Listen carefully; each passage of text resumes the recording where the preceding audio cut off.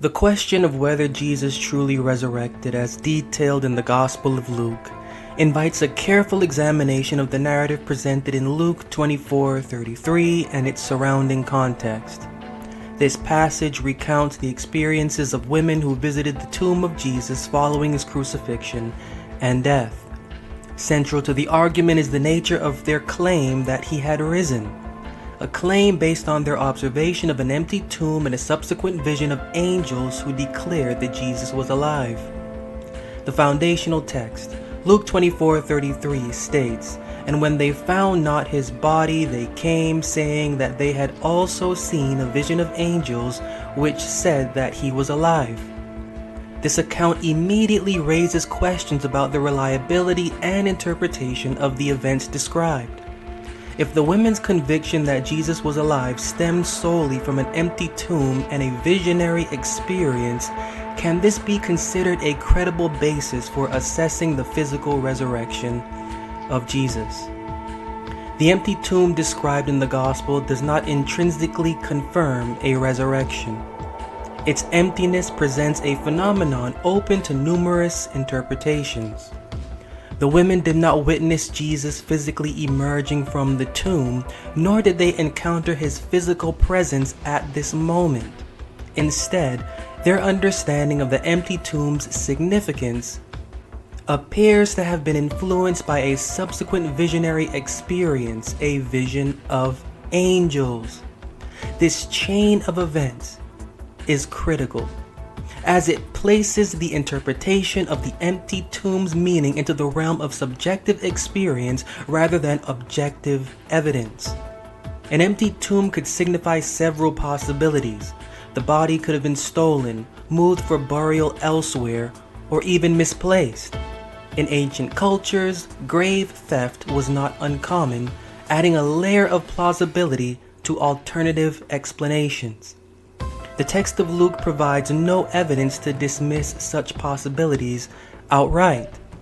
The women's immediate conclusion that the empty tomb meant resurrection was prompted by their vision, highlighting the visionary and imaginative aspects of their interpretation.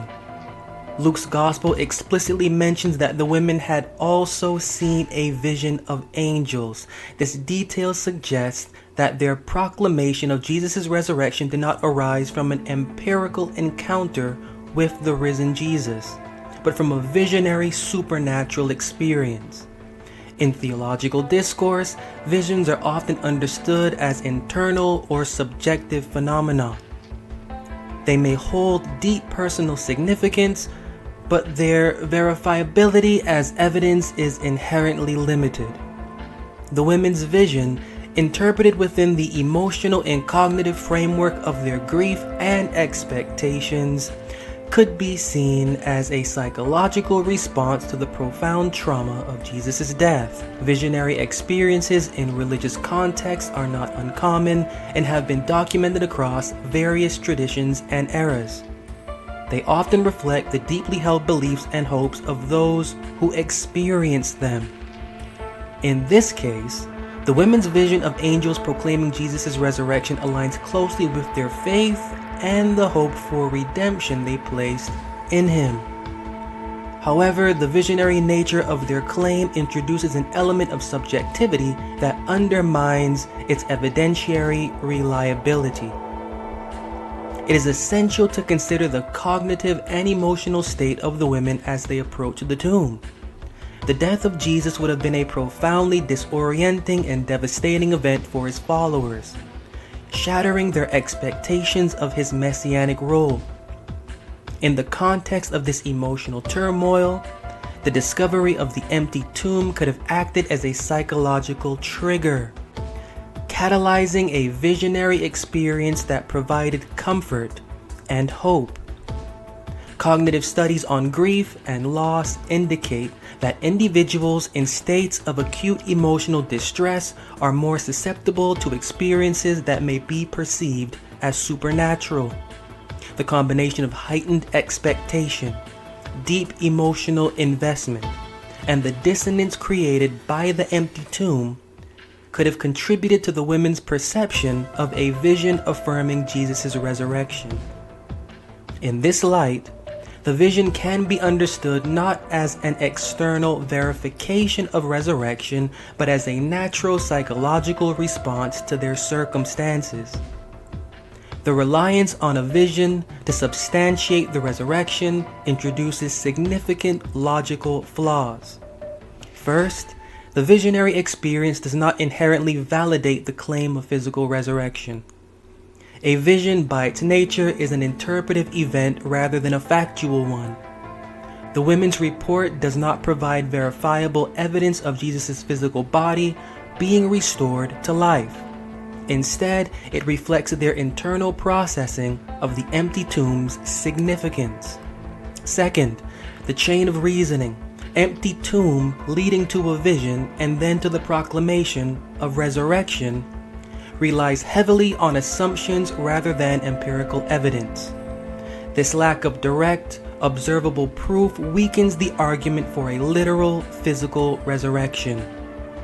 If the claim of resurrection rests solely on the testimony of a vision, it becomes a matter of faith rather than historical certainty.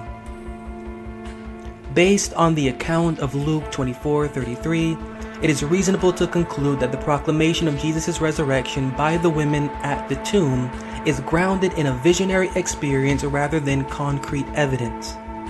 The empty tomb, while intriguing, does not independently confirm resurrection. It merely sets the stage for an interpretive experience shaped by vision and belief. Herein we find the limitation of the resurrection claim as presented in Luke, and pretty much from within the other Gospels and their varying accounts. The revelation of Jesus' resurrection, as narrated, emerges as a highly subjective interpretation, one that reflects the hopes, emotions, and belief of this theory's followers rather than an indisputable historical event. In this light, the argument that Jesus did not physically resurrect finds a compelling basis in the Gospel's own narrative framework, which highlights the visionary nature of the women's experience rather than providing verifiable evidence of resurrection.